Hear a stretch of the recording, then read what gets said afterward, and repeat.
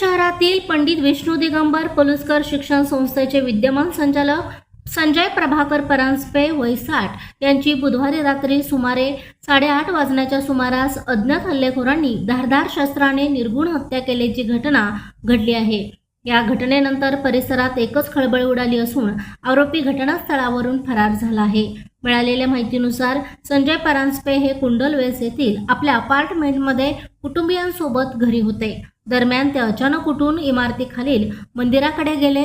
बराच वेळ होऊनही ते परत न आल्याने कुटुंबियांनी त्यांचा शोध सुरू केला।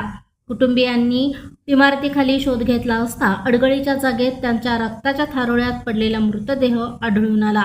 या घटनेची माहिती मिळताच पोलीस यांनी तात्काळ घटनास्थळी धाव घेतली। परांजपे यांना उपचारासाठी जवळच्या रुग्णालयात दाखल करण्यात आले, मात्र डॉक्टरांनी त्यांना उपचारापूर्वीच मृत घोषित केले।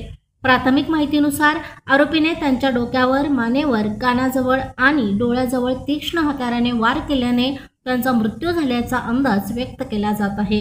पोलिसांनी घटनास्थळी पंचनामा करत तपास सुरू केला असून हत्येमागील नेमके कारण अद्याप स्पष्ट झालेले नाही। मृतदेह पुढील तपासणीसाठी पाठवण्यात आला आहे।